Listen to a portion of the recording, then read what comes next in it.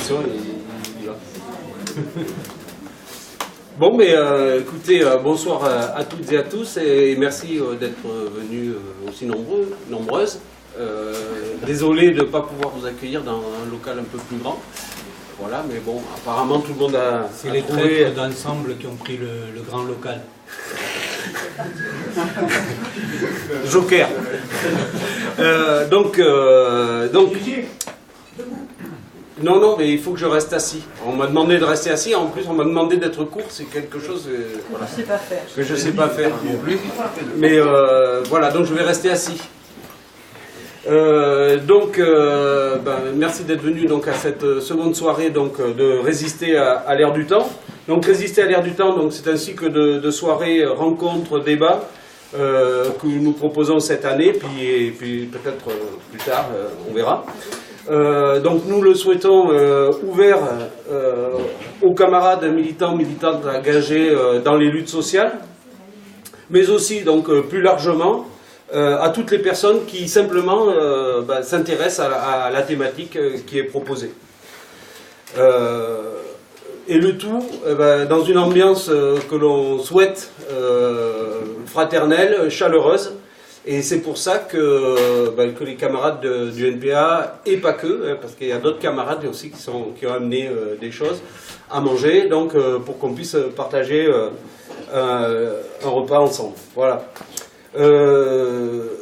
Je profite de l'occasion pour vous annoncer donc une des prochaines soirées. Donc vous pouvez retenir déjà autour du 20-21 février donc une rencontre avec Philippe Poutou et Béatrice Walilot, donc autour d'un petit bouquin, voilà, qui s'appelle Fort Blanquefort, même pas mort.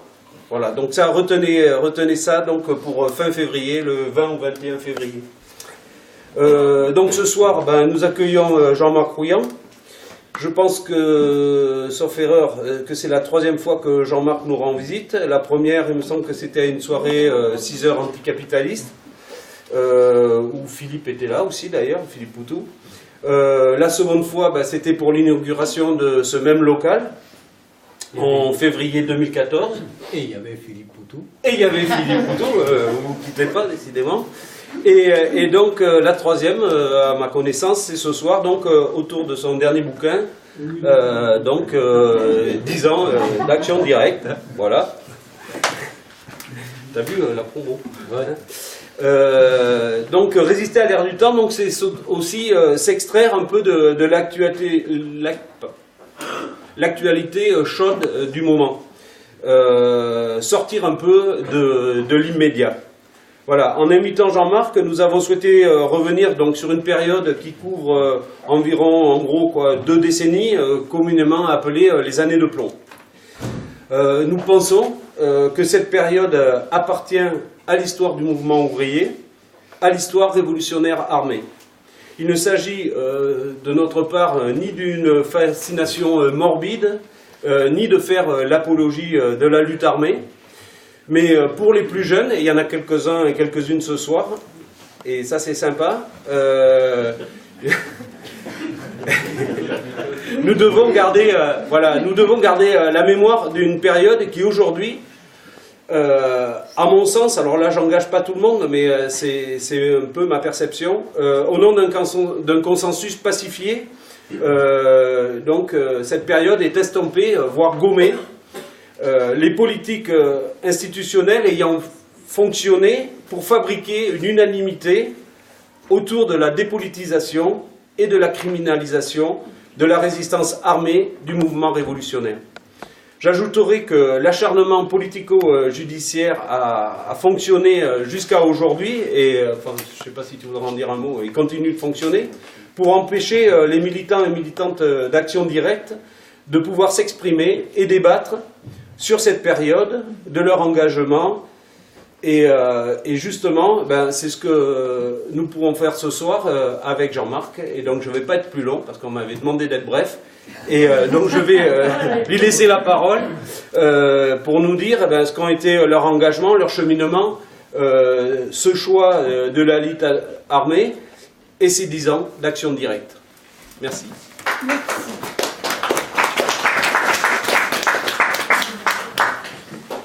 Comme je parle un peu moins fort que le camarade, si vous n'entendez pas, hein, vous gueulez. Il faut toujours contester. Ça, je l'ai appris de mon adolescence en 68. Donc ce soir, je vous présente un bouquin qui n'est pas nouveau. Il vient de sortir, mais il est très ancien. Il a plus de 20 ans. On l'a écrit au sortir de la période de l'isolement. Et pendant plus de 20 ans, il a été interdit. Il a été interdit non pas par un décret, par une décision judiciaire qui notifierait précisément ce livre est interdit. Non, maintenant, aujourd'hui, ça veut très bien faire les choses discrètement, par un contournement de décision. Donc, ce livre était interdit parce que des juges ont dit si vous sortez ce livre, vous ne sortirez plus de prison. Si vous sortez ce livre, vous reviendrez en prison quand on a pu en sortir. Donc, il y a eu une toute petite fenêtre de tir, qui n'a pas été très longue d'ailleurs. Le 18 mai dernier, étant le dernier à être en conditionnel et à finir ma conditionnelle, j'ai dit avec mon éditeur, qui est une maison d'édition courageuse et résolue, qui avait longtemps gardé sous le coude ce manuscrit, il est venu me voir et m'a dit ça y est, c'est le moment, on y va, on le sort, avec tous les risques que ça comportait pour lui, pour cette maison d'édition et pour moi. On a dit ça vaut le coup, on va le sortir. Je dis c'est une toute petite fenêtre de tir parce que je pense que la justice avait prévu d'accélérer mon dernier procès pour que je sois définitivement condamné avant qu'il sorte et ainsi à nouveau refaire du chantage pour pas que le livre sorte. Donc je reparlerai après de ma situation judiciaire. Mais voilà, il est là, il est imprimé. Il a été imprimé plusieurs fois d'ailleurs, déjà. Donc réédité. Ce livre, c'est pas un livre de gloriole sur l'histoire d'une organisation de lutte armée. C'était un témoignage qu'on tenait à apporter parce que on pensait vraiment qu'on n'allait pas sortir de prison. Dès qu'on a été arrêté, on a été jeté dans les quartiers d'isolement, agrémenté de nombreuses restrictions. Et ces quartiers de torture blanche, comme on les appelait à l'époque,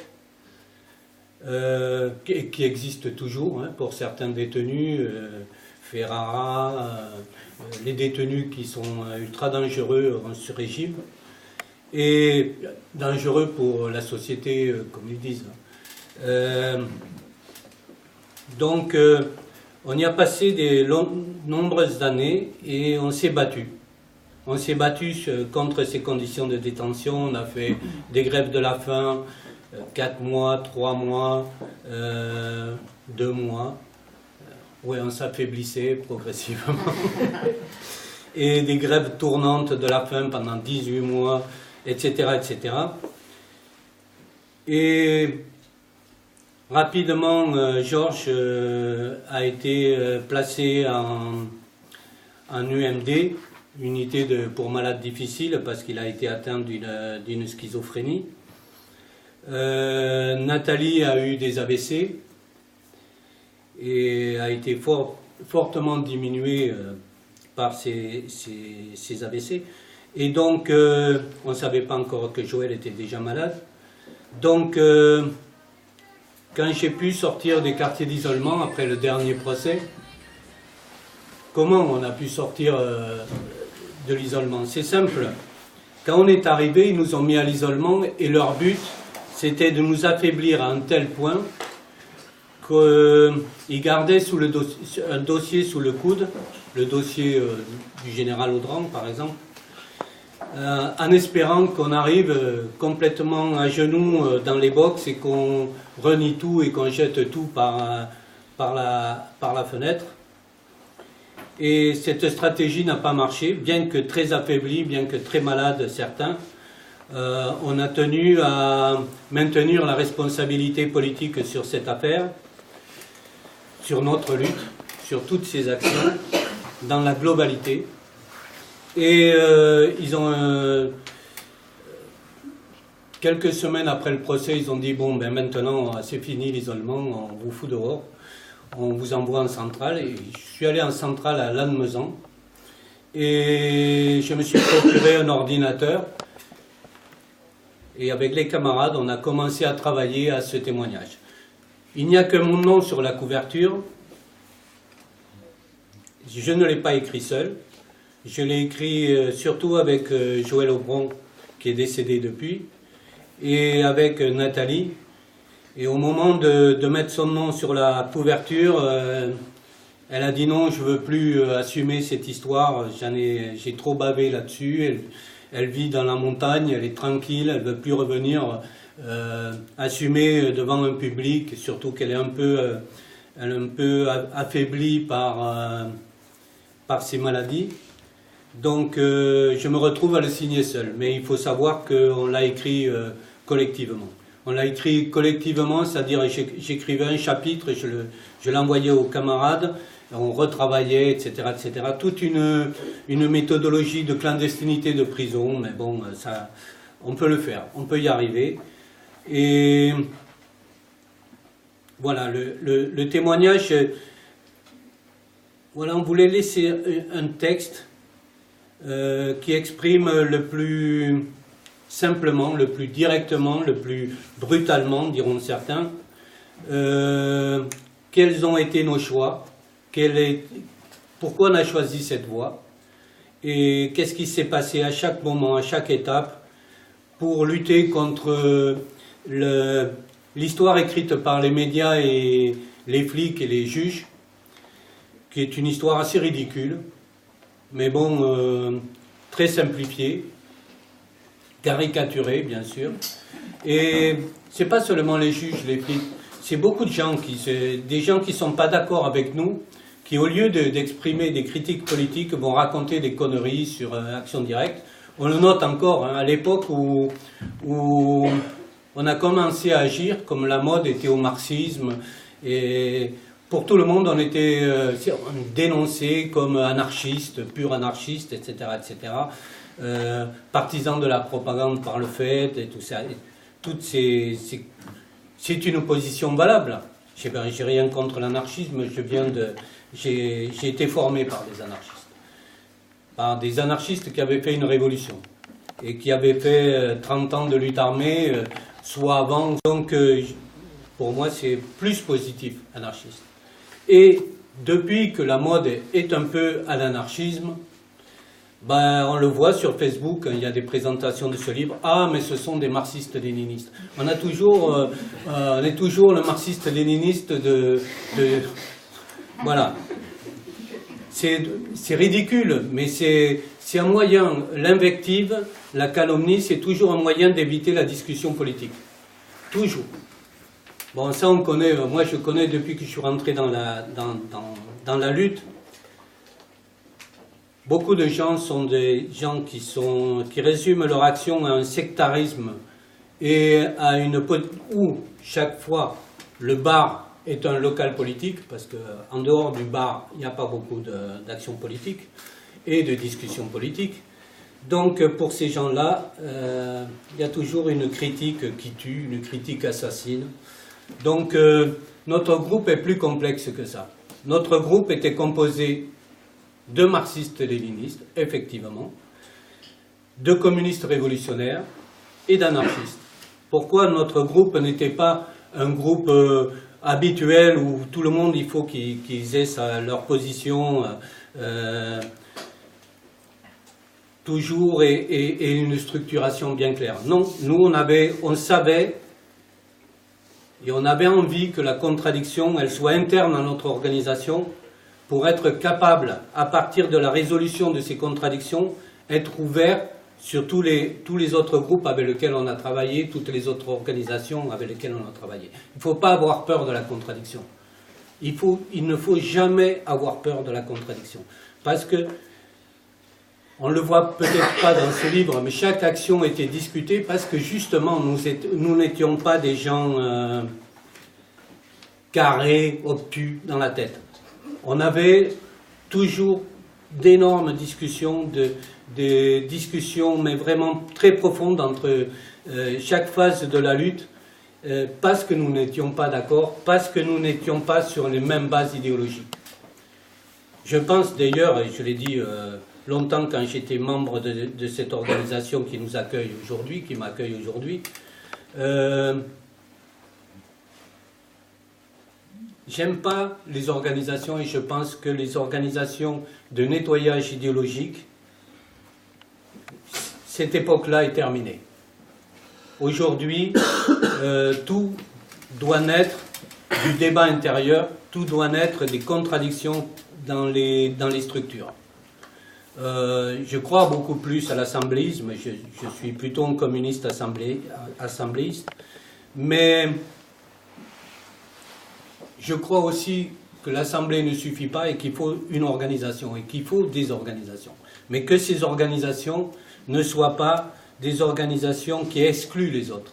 Et toute notre histoire, vous verrez, si vous achetez le livre, bien sûr, nous avons été capables de travailler avec des organisations en art, nous avons été capables de travailler avec des organisations ML, nous avons été capables de travailler avec des organisations autonomes, parce que nous-mêmes, à l'intérieur, on se posait ce débat en permanence. Et le non-sectarisme CAD, je pense que c'est sa principale qualité. Donc, d'où on vient? Parce que Action Directe apparaît dans la deuxième phase de la lutte armée en Europe. La lutte armée commence en 68, même avant.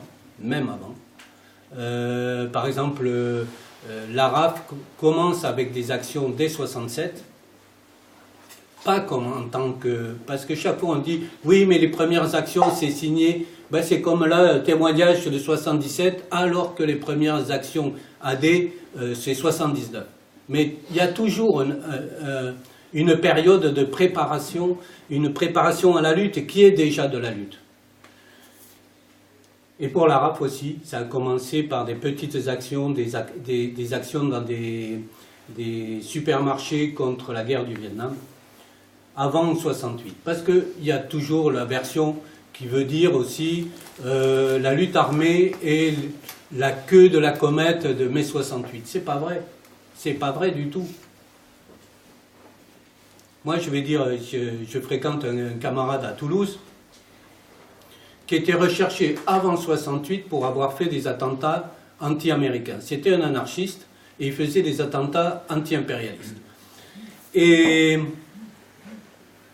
à la suite de ces attentats des anarchistes contre des banques américaines à Paris, une organisation qui s'appelait la Ligue communiste, vous savez, une organisation de trotskistes, a dit, ben oui, si les anarchistes font des attentats, pourquoi on ne ferait pas aussi, nous, des trucs? Et ils sont allés attaquer la Paname ou l'American Express, et ils sont allés foutre des cocktails là-dedans et tout ça pour faire un bel incendie, comme quoi le NPA a un peu reculé par rapport à ses origines et racines. Ouais. C'est une critique fraternelle. Et 3 camarades de la Ligue ont été arrêtés. Langlade, je me souviens que de ce nom, Langlade qui vient de mourir il n'y a pas très longtemps. Et cette arrestation a provoqué une réunion à Nanterre, qui est connue comme étant la réunion du 22 mars. Comme quoi, la queue de la comète était passée devant. C'est un attentat qui a provoqué la réunion du 22 mars. Et d'ailleurs, contrairement à ce que raconte Cohn-Bendit aujourd'hui, s'il y a eu cette réunion, c'était pour la libération de camarades et non pour une histoire de mixité de dortoir. Comme quoi on réécrit l'histoire. Et il faut toujours se méfier de la réécriture de l'histoire. Et si vous voulez vérifier, l'enregistrement de la réunion du 22 mars est sur le net. Donc vous pouvez bien vérifier l'intervention de Cohn-Bendit qui commence, il faut libérer nos camarades, on est là pour libérer les camarades. Et Donc la première phase de la lutte armée a commencé dans ces mois antérieurs et postérieurs à 68 d'euphorie révolutionnaire, parce qu'il n'y a pas d'autre mot, d'euphorie révolutionnaire. On y croyait, pire que les gilets jaunes aujourd'hui. Et on pensait que le système capitaliste n'avait que quelques mois de vie devant lui. On s'est engagé pleinement dans cette histoire. Moi, j'avais 16 ans. Alors, je reviens toujours sur cet épisode, comment je suis devenu quelqu'un qui a fait le choix des armes. Ben, il se trouve, voilà, comme je dis, j'ai deux chances dans ma vie. La première, c'est d'avoir eu 16 ans en 68, c'est-à-dire de participer aux manifs, et parce que 68 ne s'arrête pas en juin, c'est bien connu, on n'a pas arrêté. On a continué, à chaque manif, on foutait un bordel innommable. On a commencé par les cocktails Molotov, puis après on s'est mis à mettre des petites bombes dans les lieux qui ne nous plaisaient pas. Lieux de pouvoir, lieux de répression. Et la deuxième chance, c'est qu'à ce moment-là, j'étais à Toulouse. Et Toulouse était la capitale de l'exil révolutionnaire espagnol, catalan et basque. Maintenant, il faut rajouter toujours. C'est plus clair. Et donc, j'ai été proche d'un groupe, un groupe historique qui s'appelle la FAI, la Fédération anarchiste ibérique. Et ça change tout quand on est un gamin et qu'on fréquente des personnes de cet acabit, c'est-à-dire des gens qui ont préparé une révolution, vraiment préparé. C'est-à-dire, c'est pas les gilets jaunes, là. Il y avait des usines d'armement clandestines, il y avait des stocks d'armes dans toutes les villes, il y avait des consignes données à tous les militants que dès que l'insurrection commençait, des lieux de rencontre, des lieux d'armement, des lieux à attaquer. Il y avait tout un travail, il y a eu tout un travail antérieur. Ils n'étaient pas des anarchistes qui se réunissent dans les bars. Ils étaient des anarchistes qui vraiment préparaient une révolution. Et ils l'ont préparée par des actions. Par exemple, des camarades que j'ai rencontrés à Toulouse à cette époque-là et que je rencontrais avec beaucoup de respect, s'appelait Pedro Mateo. Pedro Mateo était originaire de Granollers et il a été un des premiers, il fait partie d'un des premiers groupes de la FAI, Fédération anarchiste ibérique, je suis obligé de faire les sous-titres aussi parce qu'on a vieilli. Et Pedro Mateo a été du commando qui a exécuté le premier ministre de la première dictature espagnole, Eduardo Dato. Il y a une rue aujourd'hui, d'ailleurs, je crois que c'est la rue du ministère de l'Intérieur espagnol à Madrid qui s'appelle la rue Eduardo Dato. Et donc ces personnes des années 20, ça se passait dans les années 20, 21 je crois ou 22, pendant toutes ces années ils ont frappé la dictature, la démocratie aussi, parce qu'ils ont frappé même au moment de la République, au début de la République. Tous ces groupes d'action de la faille, c'est difficile d'en parler avec des camarades aujourd'hui anarchistes parce que ils n'ont pas la même pratique. Mais et aussi après avoir réalisé leur révolution et l'avoir perdue, parce qu'aujourd'hui on glorifie cette révolution espagnole. Mais si on avait écouté ses camarades, parce qu'ils savent bien comment ils l'ont perdu, ils savaient très bien pourquoi ils l'avaient perdu. Moi, c'est un fait qui m'a... quand j'ai trouvé...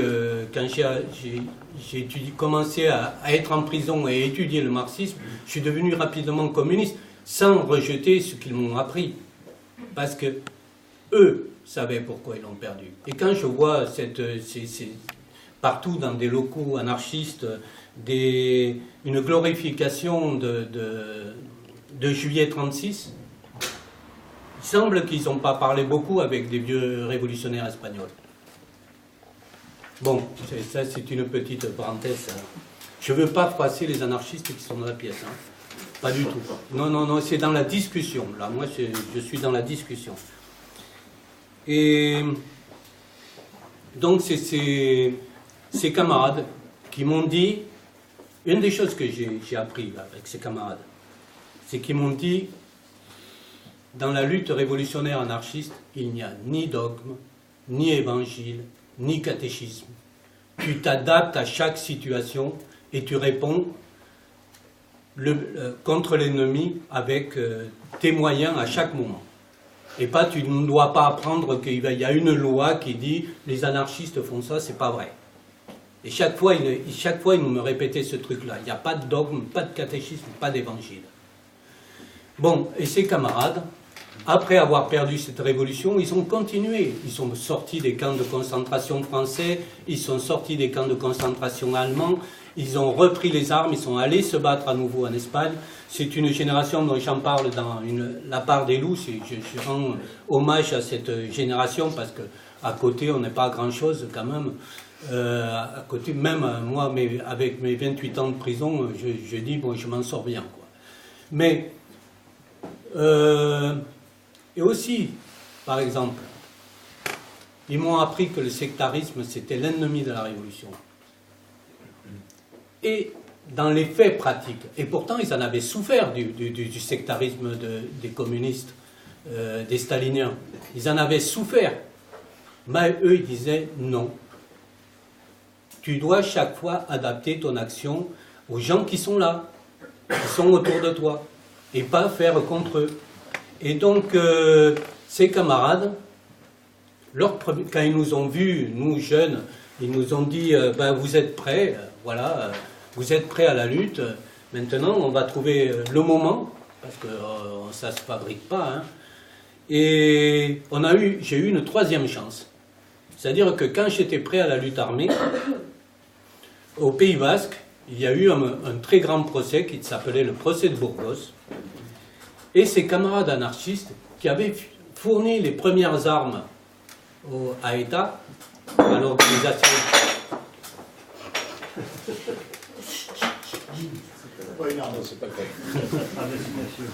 Qui avaient fourni les premières armes de l'organisation de libération nationale du Pays Basque, qui s'appelle ETA, que vous connaissez tous parce qu'ils ont tardé à rendre les armes.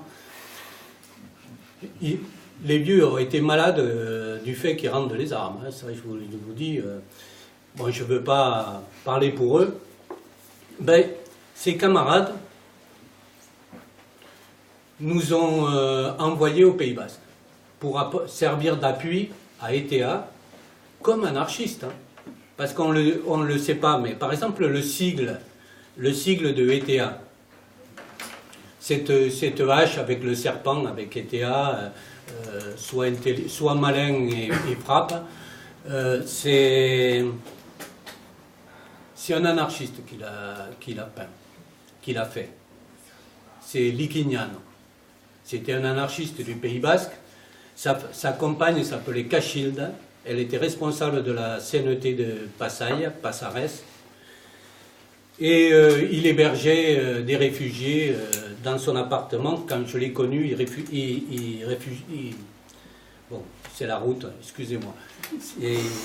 Il protégeait des militants recherchés de ETA chez lui. Donc, quand je vois des groupes qui disent « Ouais, mais alors, le mouvement de libération nationale, c'est vraiment... ça, c'est contre le projet anarchiste. » Quoi, projet anarchiste? Voilà. Donc, mais j'ai fait mes premières armes, j'ai utilisé mes premières armes au Pays Basque, avec ETA, dans un groupe d'appui d'une fraction de ETA. Et dans ce combat, j'ai rencontré des camarades catalans, et nous sommes allés nous battre à Barcelone, en créant une organisation qui s'appelait le Mouvement Ibérique de Libération. Et pendant 3 ans, on a résisté à la dictature franquiste à Barcelone, par être démantelé, Pour l'anecdote, je dirais que le dernier militant politique qui a été garrotté, le dernier condamné à mort d'ailleurs, qui a été garrotté, c'est-à-dire étranglé à mort, est un militant du MIL, Salvador Puig-Antich, en 1974. Donc c'était pas facile de lutter, c'était pas un chemin sympa, c'était bien aussi, hein, parce qu'on était jeunes, c'était super. Et ça s'est terminé tragiquement pour plusieurs membres du MIL, comme Oriol Solé Sugraniès aussi, donc avec qui on avait fait ce groupe à l'origine. Donc, en Europe, dès 68, il y a des gens qui se battent les armes à la main. En France aussi, énormément. Contrairement à ce que tout le monde raconte, les médias, tout le monde, il ne s'est rien passé dans ce pays grâce à Julie et toutes ces bandes de traîtres, de connards, on était trop intellectuels et trop formés pour avoir fait de la lutte armée en France. C'est le dernier truc que j'ai lu, c'est assez ridicule, parce qu'en France, on frappait davantage, ça frappait beaucoup plus durement qu'en Italie et en Allemagne à la même époque. On l'a oublié. On l'a tout simplement gommé de notre mémoire. Les anciens et les jeunes n'étant informés que par les médias, effectivement, il n'y a pas eu de souvenir, il n'y a pas d'information sur cette mémoire. Mais il faut savoir que dans ce pays, ça flinguait vraiment plus souvent qu'en Italie, parce qu'il faut attendre 1976 en Italie pour que la Brigade Rouge exécute le procureur Coco. Jusqu'alors, il n'y avait pas de sang sur le trottoir. On jambisait un peu, mais on ne faisait pas d'autres opérations. Alors qu'en France, de nombreux groupes étaient passés à une lutte armée extrêmement dure.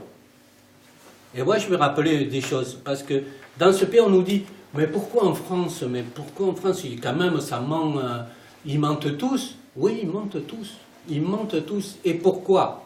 Parce que, confrontés à l'Italie et à l'Allemagne, on avait le système répressif le plus intelligent, d'ailleurs, qui a vraiment formé l'école de la contre-insurrection en Europe et dans le monde, a été créée et la majorité des grands professeurs de ces écoles qu'on rejetait aux États-Unis, il y a une école d'assassins, sauf qu'on oubliait de dire que tous les professeurs étaient français.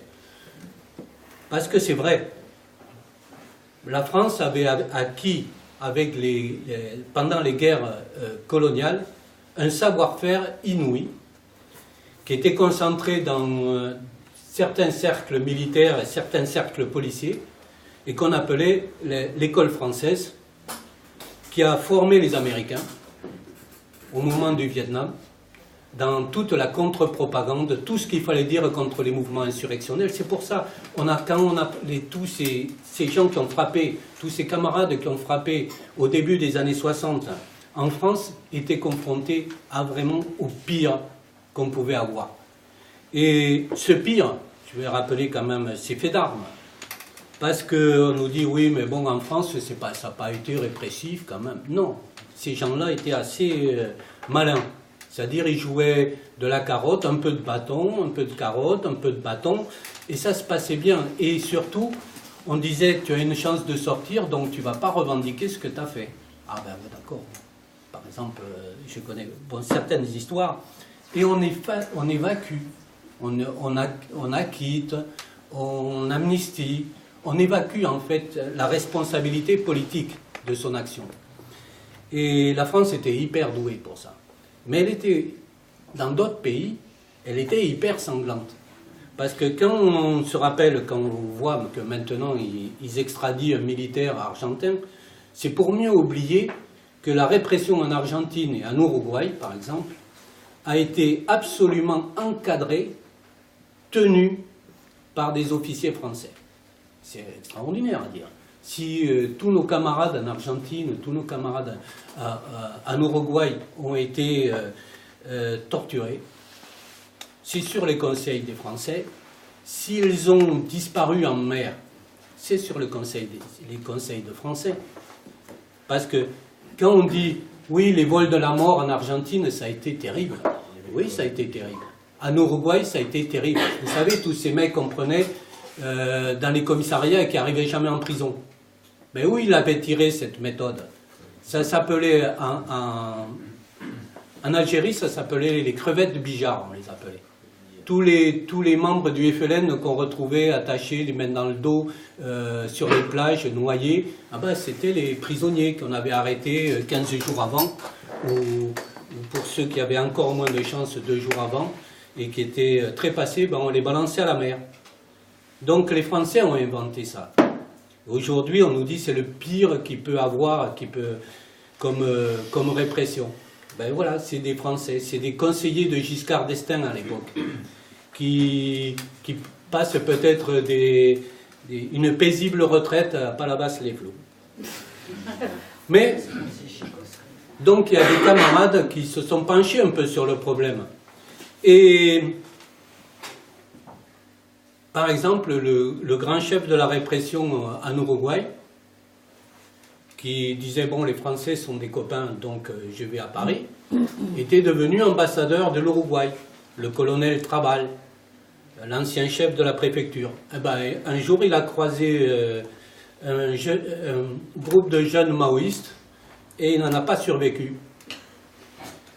Vous voyez, il y a des portraits de Che Guevara ici.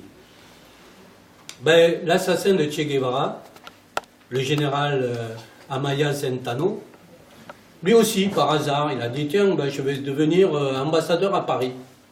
Ben, un autre petit groupe de maoïstes, à l'époque, l'a croisé dans la rue, et lui aussi, il a eu un problème. Donc, vous voyez, il s'est passé, je parle de 74-75, c'est avant que les brigades rouges deviennent l'étoile de la lutte armée. Bien avant que la RAF aussi commence à exécuter des personnes. Donc, en France, il y avait des dizaines et des dizaines d'attentats. Je pense que dans la salle, il y en a quelques-uns qui en ont fait. Et on sait très bien que c'était pratiquement toutes les semaines. Des dizaines d'attentats à la bombe, au cocktail Molotov. Tout le monde s'est battu pendant et la mémoire de cette période, nulle. Zéro. Si on ne revendique pas ces actions politiques, il ne reste rien. Et il ne reste absolument rien. Même pas des sigles. L'autre jour, je disais, mais dans ta ville, il y avait ce groupe-là. Les gens disaient... mais oui, il y avait un groupe dans ta ville qui a fait des attentats et qui s'appelait comme ça. Ah ben, les jeunes de cette ville-là n'en avaient rien, la moindre renseignement, rien. À Montpellier, il y avait des gens qui faisaient des attentats. À Montpellier, il y avait des groupes. C'est pas des discussions pour rigoler. Il s'est passé des choses ici à Montpellier. Ben, je pense que les jeunes de Montpellier, ils n'en savent pas grand-chose.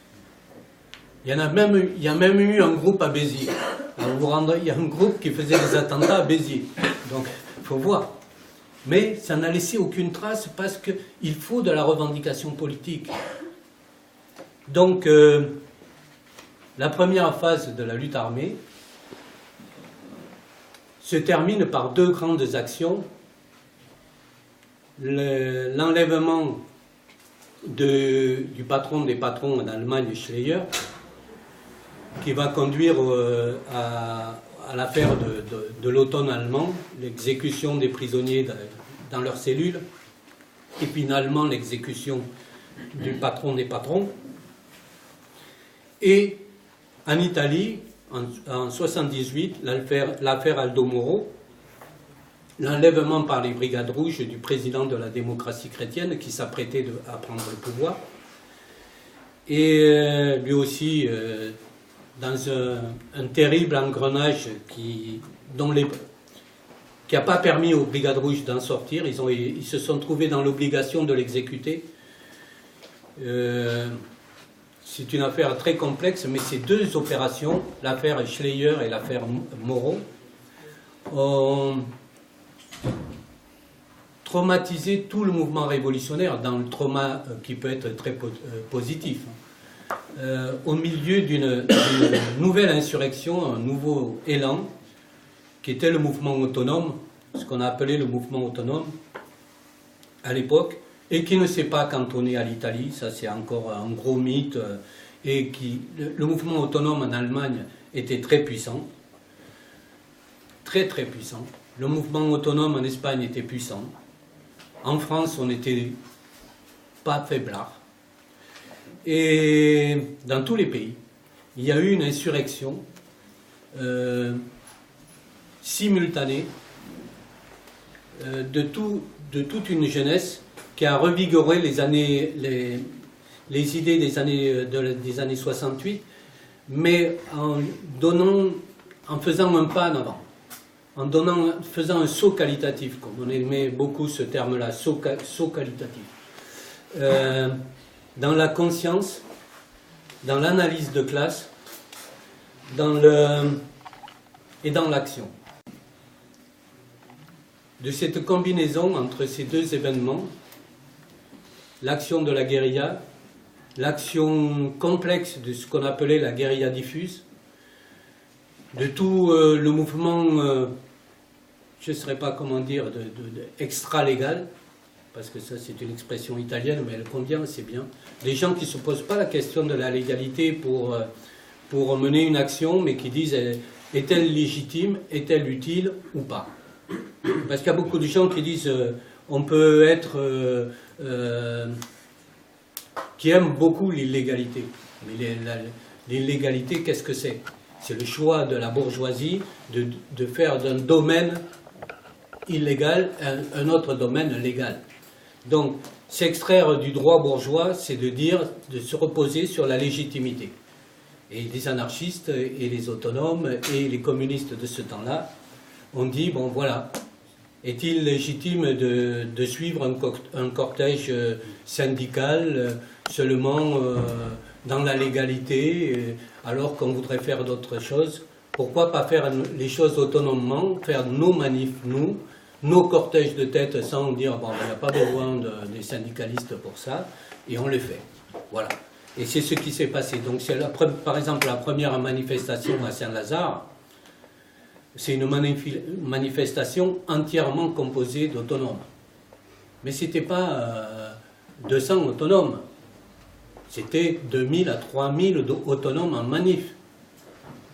Et donc, nous sommes nés de là. Voilà. Action directe, creuset de toutes cet explosif mouvement social. On a commencé à essayer, on a essayé de monter cette organisation. Il faut 18 mois pour la monter. C'est pour ça que c'est marqué de 77 à 87, et non pas de 79 à 87. D'où on venait. Donc, comme je vous l'ai dit, moi je venais du mouvement anti-franquiste. J'étais emprisonné au moment de la grâce du roi, cette fameuse grâce du roi, l'indulto del rey, et j'ai été mis dehors à Paris. Et à Paris, qui j'ai rencontré les autonomes, bien évidemment. Je ne suis pas rentré chez moi mettre les pantoufles. Et donc je me suis dit, parce que avant, pendant la détention sous Franco, j'avais pris beaucoup de contacts avec d'autres prisonniers politiques en Allemagne et en Italie. Et alors, dès que je suis sorti, il est évident que le choix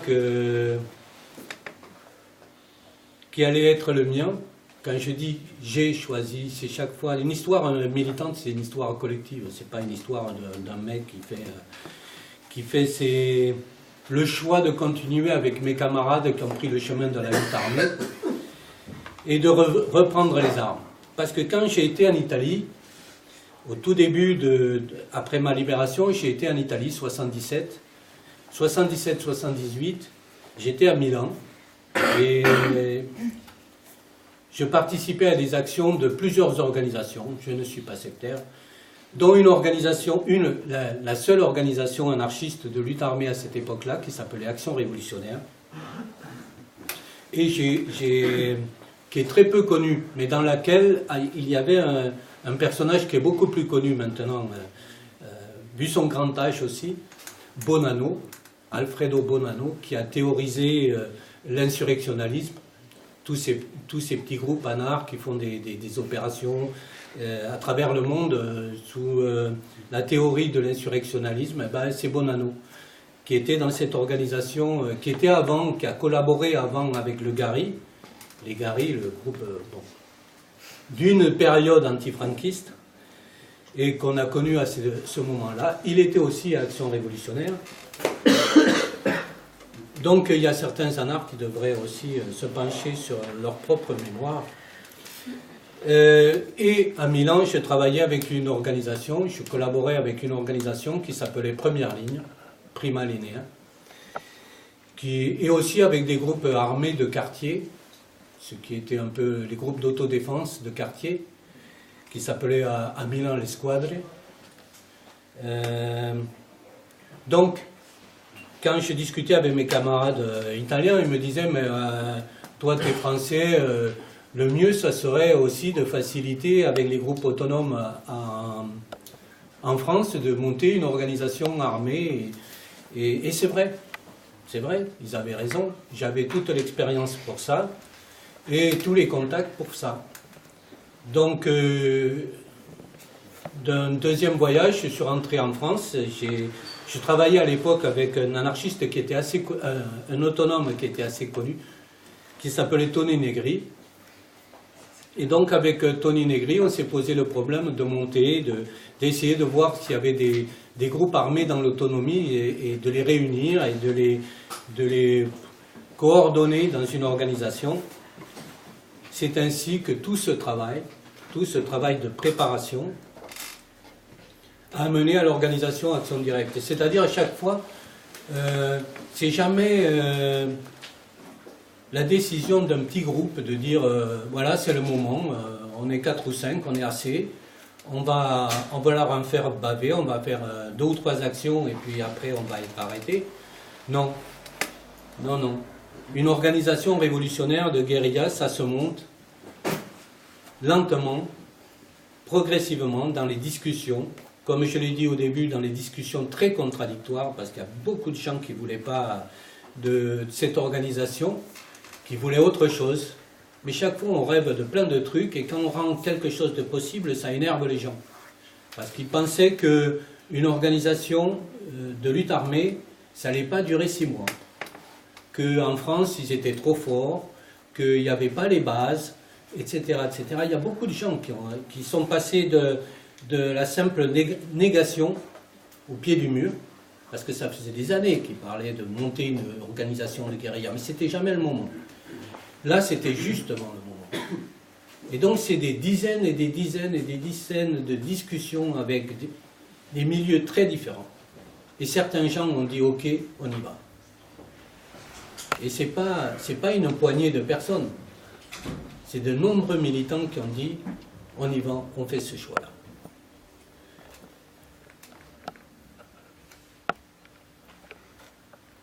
Il y a une idée toujours de dire sur Action Directe, c'est 4 individus paumés, c'est toujours les mêmes, c'est les 4 qu'on a arrêtés à la fin et il ne s'est plus rien passé après, alors donc c'est eux.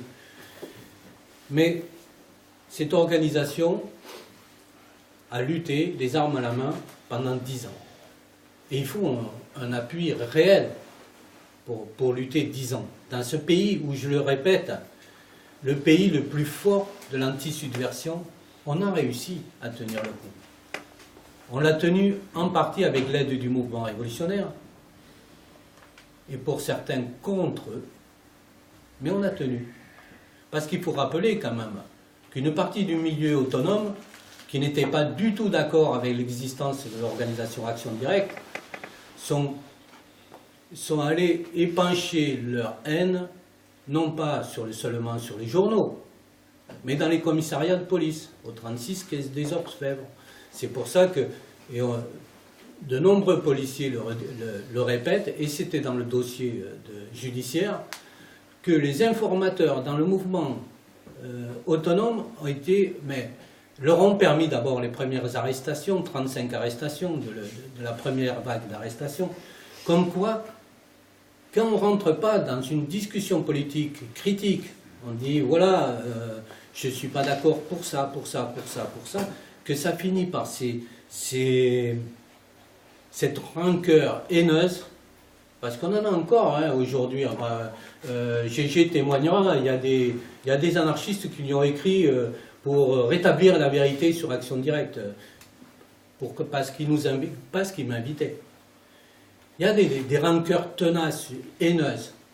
Certains ont tellement eu de haine qu'ils sont allés nous dénoncer dans les commissariats parisiens.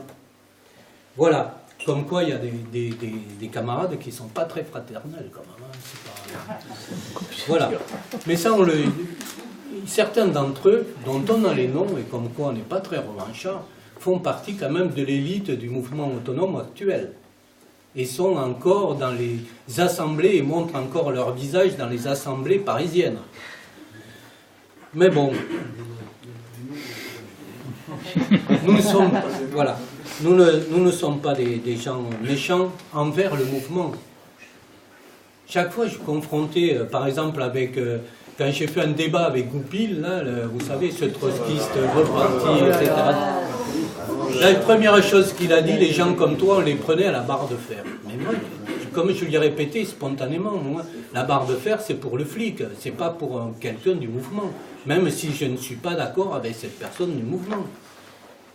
Moi, j'ai jamais frappé, pourtant, à la pire époque de la CGT, à la pire époque où ils envoyaient le SO contre nous, moi, je ne suis pas allé tabasser un mec de la CGT.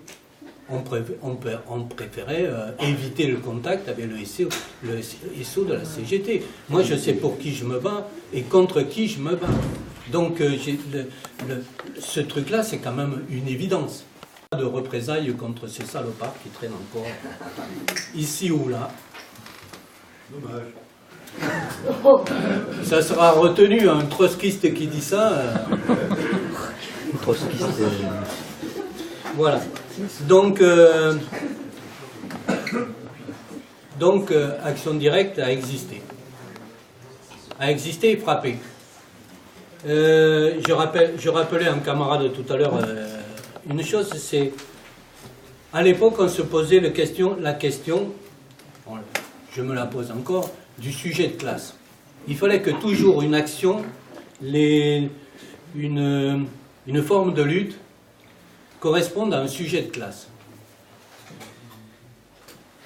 Heureusement, en France, il y a eu des luttes comme le mouvement des travailleurs arabes.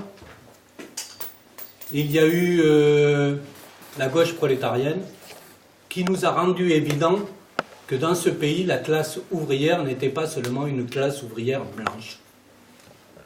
Qu'elle était une classe, du moins pour ceux en bas de l'échelle, ce qu'on appelle les OS, les ouvriers spécialisés, qui en fait sont des manœuvres.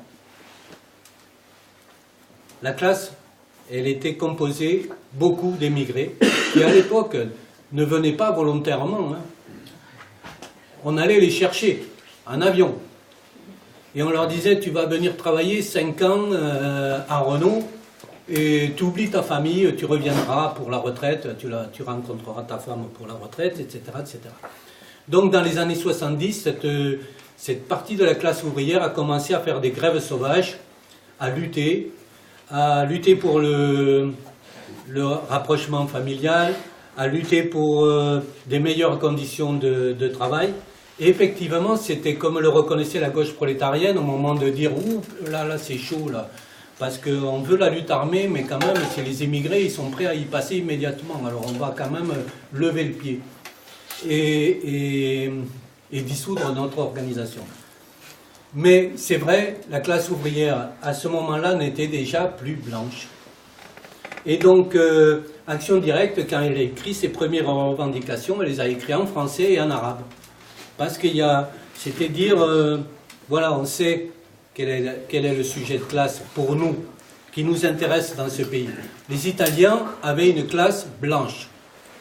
Ils avaient un problème entre les ouvriers du Sud et les ouvriers du Nord, mais essentiellement, leur classe était homogène. Et en France, elle n'est pas homogène. En Allemagne, elle était hyper homogène, sauf quelques noyaux ghettos au début de Turcs.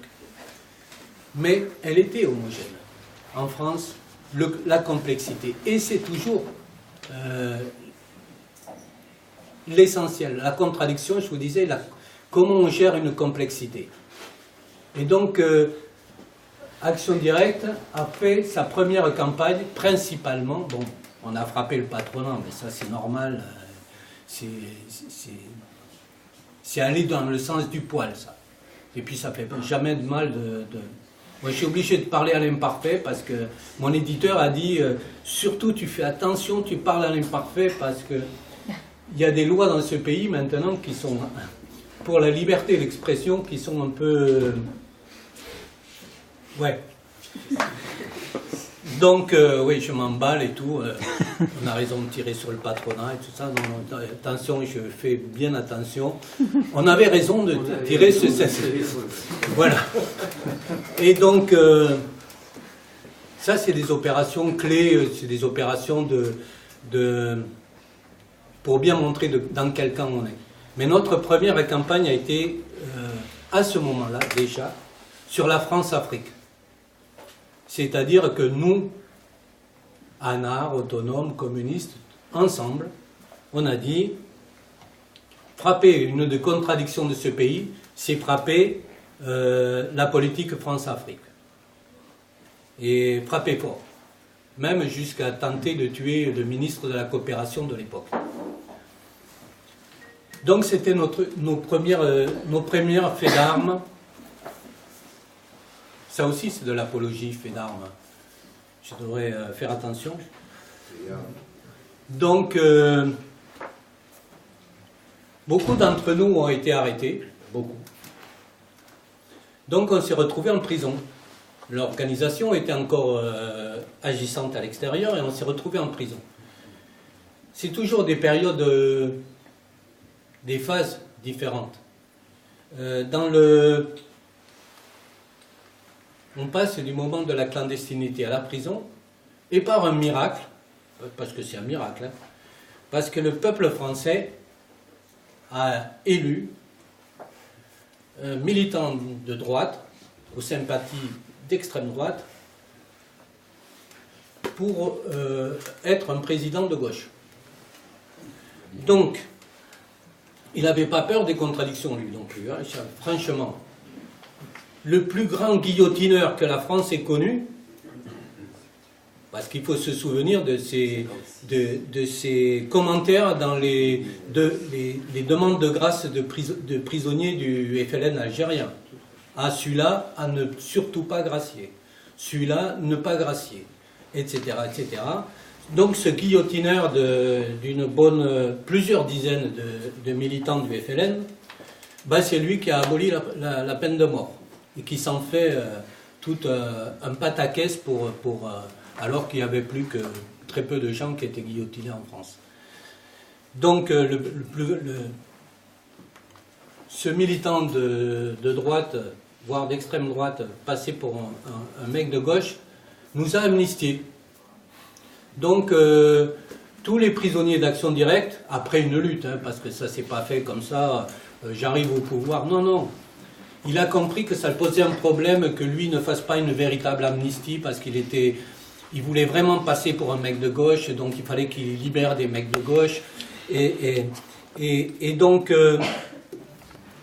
il a reculé sur plein de trucs. Chaque fois qu'il y avait une lutte, une résistance, on a lutté contre les QHS, il a fermé les QHS. On a tout le mouvement révolutionnaire compris. Alors là, tous, nous avons lutté contre la Cour de sûreté de l'État. Il a aboli cette cour militaire spéciale qu'il y avait dans ce pays. Vous colliez une affiche du PCMLF, qui se foutait du PCMLF à l'époque, ben vous vous retrouviez devant la Cour de sûreté de l'État. Il faut quand même être ridicule. Donc tout le mouvement d'extrême gauche du PSU jusqu'au, pour les jeunes, du Parti Socialiste Unifié, une connerie un peu à gauche, jusqu'au pire anarchiste individualiste, tout le monde était contre la Cour de sûreté de l'État. Donc il a fini avec ce truc-là. Et donc après 2 mois de lutte, qui légale et illégale, hein, parce qu'on a quand même brûlé les bureaux de l'application de peine à Paris, on a fait quand même pas mal de bordel avant qu'ils libèrent tous les prisonniers politiques. Absolument tous les prisonniers politiques. Parce que, comme quoi ils sont toujours capables de faire tout et n'importe quoi. Carrément, la veille de l'amnistie, ils ont tiré des dossiers pour dire « Ah, mais on vient de s'apercevoir, vous n'êtes pas un militant politique, votre action n'allait pas porter atteinte à l'autorité de l'État, donc du coup on vous met en droit commun, la veille. » Ah ben ça tombe mal, là. Maintenant vous êtes droit commun, donc on ne peut pas vous amnistier. Et donc il a fallu qu'on se batte pour arracher tous ces gens à la prison. Et on l'a fait.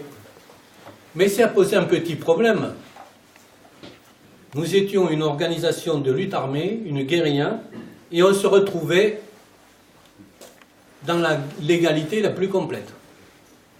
C'est-à-dire que nous avions nos stocks d'armes, nous avions nos actions, nous avions tout, mais on était des militants légaux.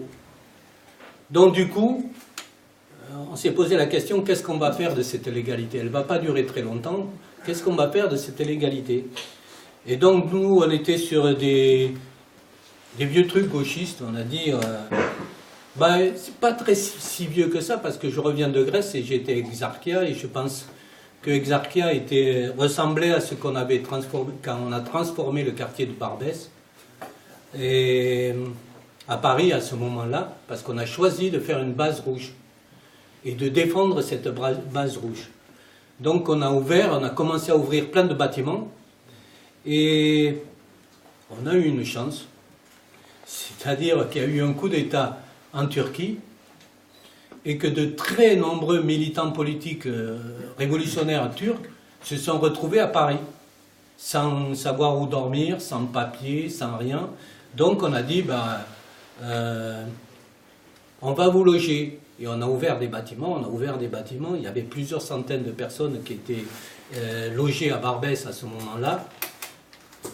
Et ce n'étaient pas des militants qui étaient là pour...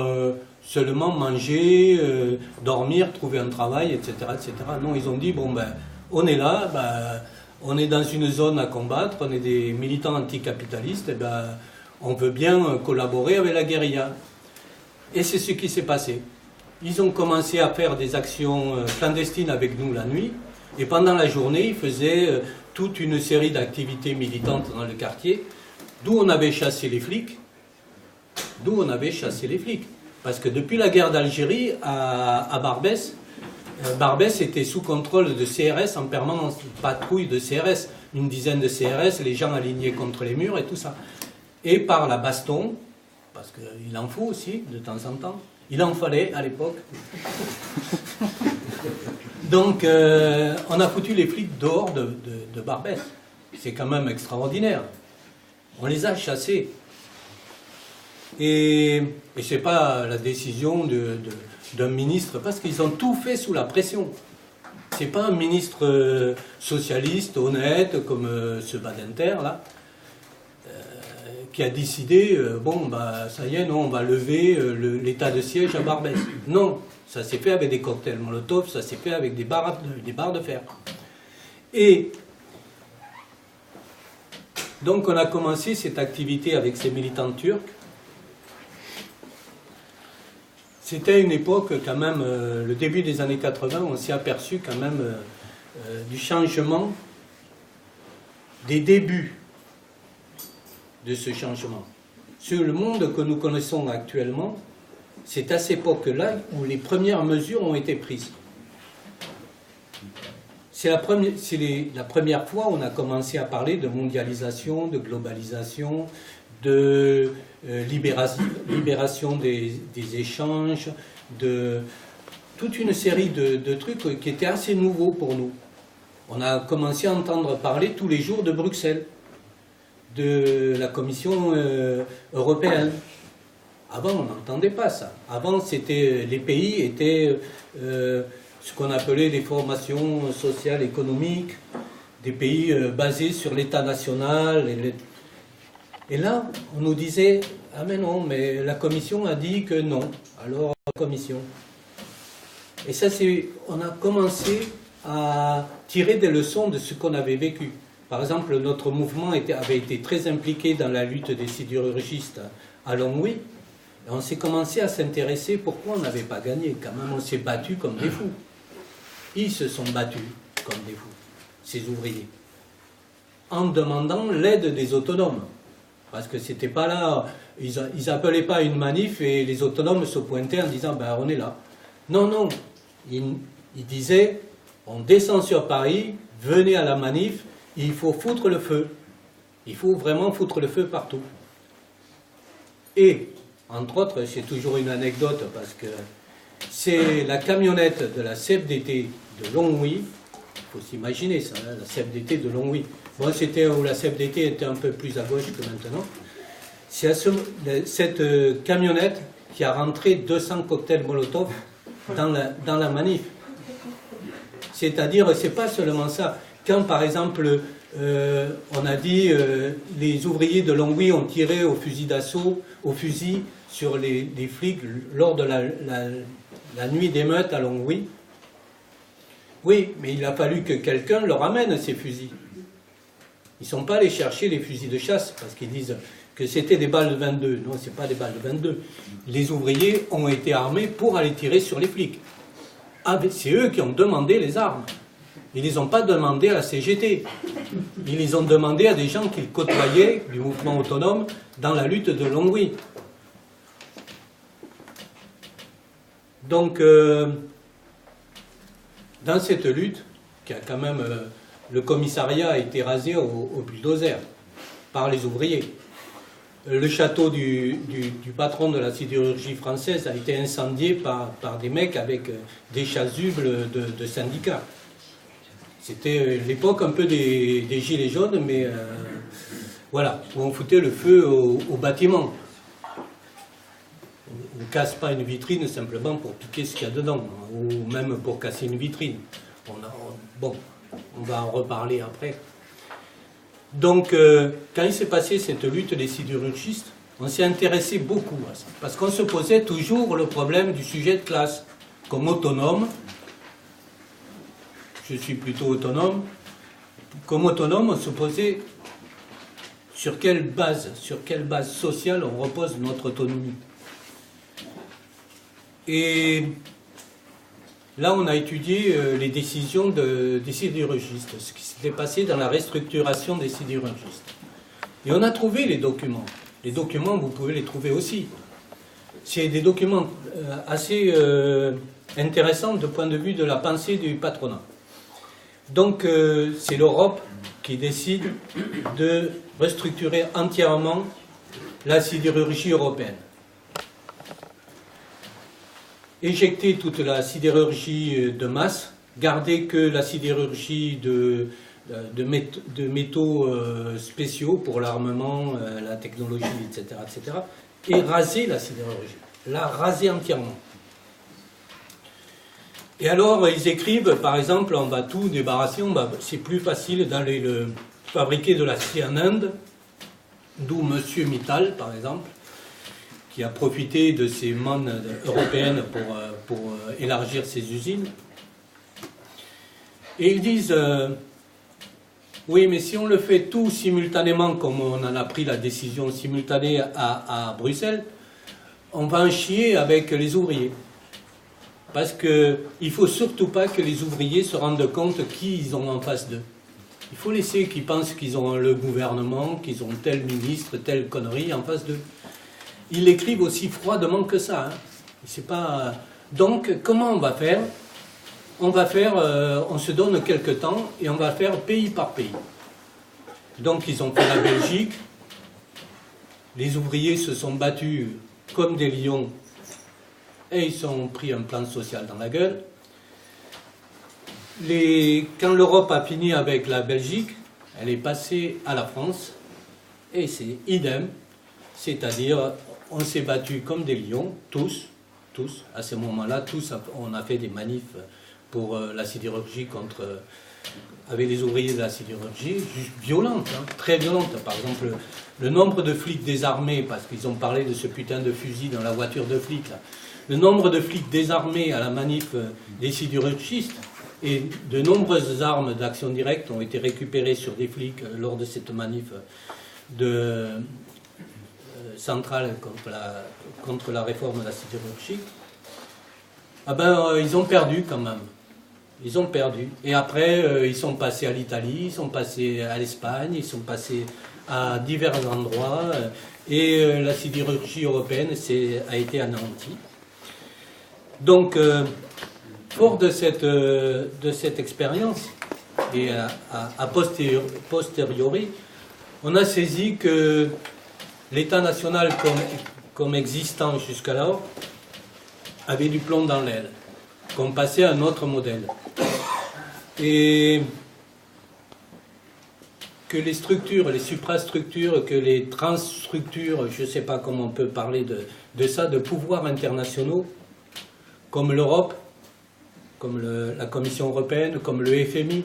Parce que quand on était jeune, le FMI, on n'avait jamais entendu parler d'une banque mondiale, tout ça, ça nous paraissait pas si important que ça.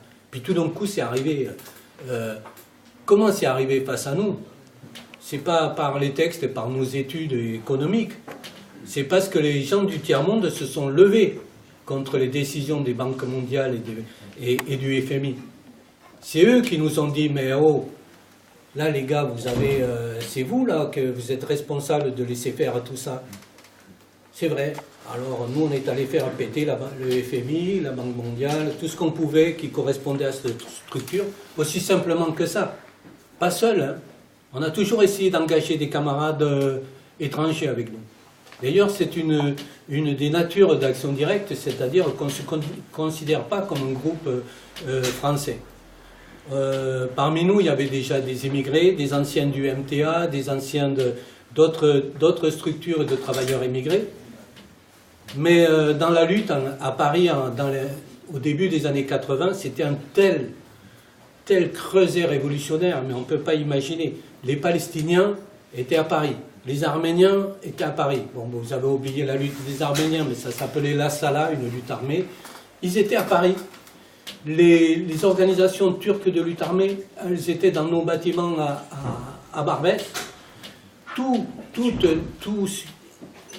ce qui comptait de militants révolutionnaires, la RAF était à Paris, les Brigades Rouges étaient en grande partie à Paris, c'est-à-dire que tout ce mouvement, tous ces gens-là se voyaient toute la journée, régulièrement. C'est-à-dire on a commencé à dire, mais il y a des transformations qui se passent. Il faudrait essayer de comprendre. Il y a des gens, des militants d'extrême gauche qui sont toujours... Ça dure depuis les années 30, alors non, depuis le 19e siècle, c'est pareil, rien ne bouge, on maintient le dogme, le catéchisme, l'évangile et ça marche, et ça continue à avancer, mais non, non.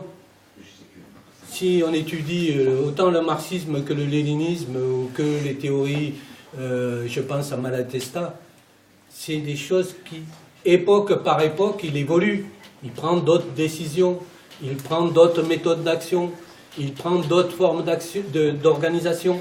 Non, non, c'est toujours pareil. Depuis 1848, on va continuer à dire que la classe ouvrière française est magnifique, que c'est, etc., qu'elle est différente de la classe ouvrière italienne. Bon, et chaque fois, par manque d'études, de facilité, de discussion interne aussi, hein. Parce que c'est rare les gens qui disent on devrait se poser une question là-dessus, hein, parce que quand même ça tourne pas rond, ça fait 50 ans qu'on fait la même chose, il se passe rien. Quoi? Juste à propos de la discussion. On peut débattre avec toi, Jean-Marc. Hein? Avec tout ce que tu as abordé, on peut débattre. Oui, d'accord. Moi, je voulais essayer de raconter un peu ce qu'il y a dans le livre. Alors, voilà. Elle va en acheter 10, comme ça. Jean-Marc, tu exagères là. Donc, C'est super. il paraît que je parle trop. Donc, C'est super. je vais être prêt Non, prêt à vous raconter, bien que je sois extrêmement fatigué et fatigant, et que je cherche mes mots, malheureusement. Non, c'est bien. Mais, donc, à la demande générale de la camarade, nous allons débattre. Vous avez intérêt de débattre, hein, parce que...